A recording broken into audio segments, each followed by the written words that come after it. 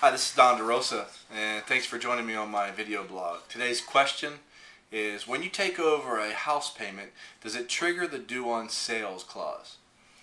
Well, first, there's no such thing as triggering the due on sale clause. The due on sale clause is a provision in the mortgage document that gives the lender the right to demand payment of the remaining balance of the loan when the property is sold. But if the title to the property is transferred, the bank may or may not, at its option, call the loan due.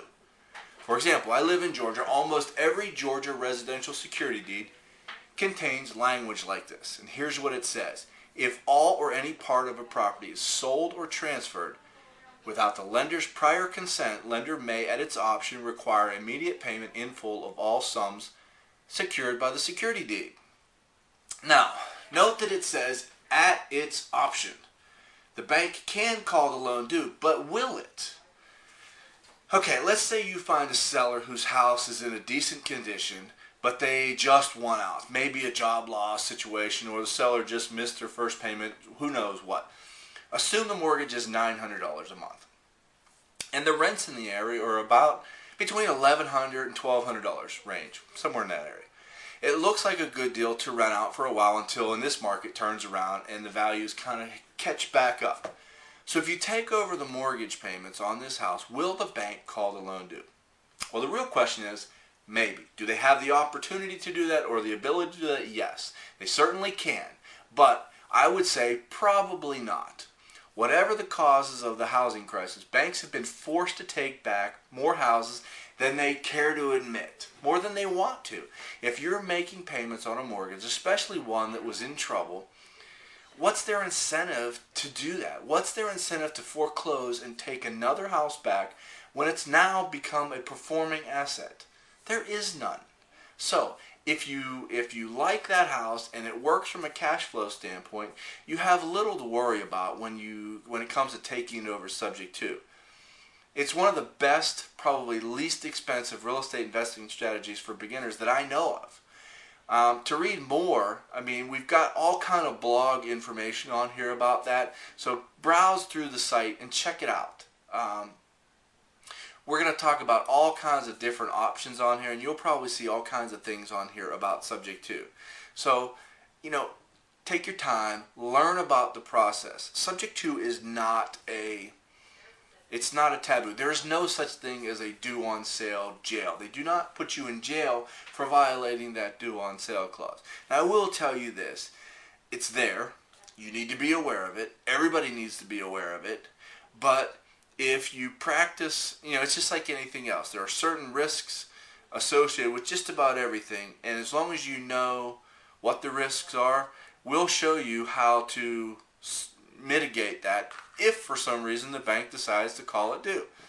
But I would probably go out on a limb here. Now, again, they do have the ability to do that, but I'll probably go out on a limb and say, if you're paying the mortgage, chances are they're not calling it due, because you have to understand how banks make money.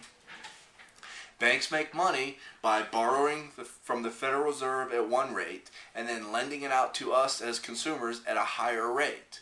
Well, that difference in between is called a yield spread.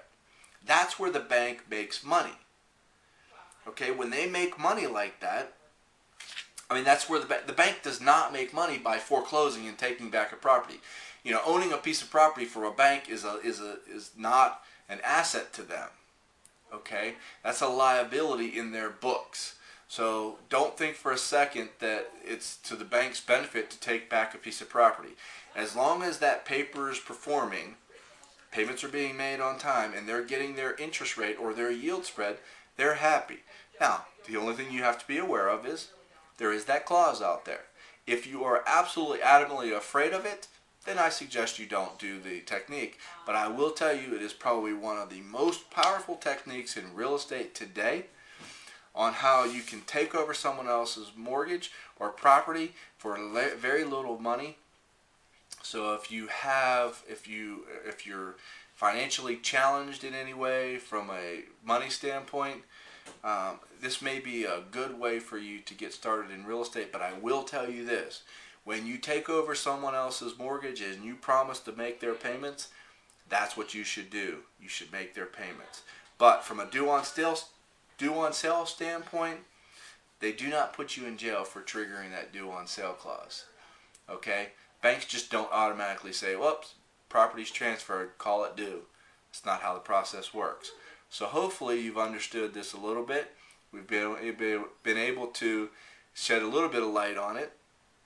We enjoy you coming back and viewing all of our videos. So keep coming back. Please leave a comment at the bottom. And we look forward to seeing you tomorrow. Have a good day.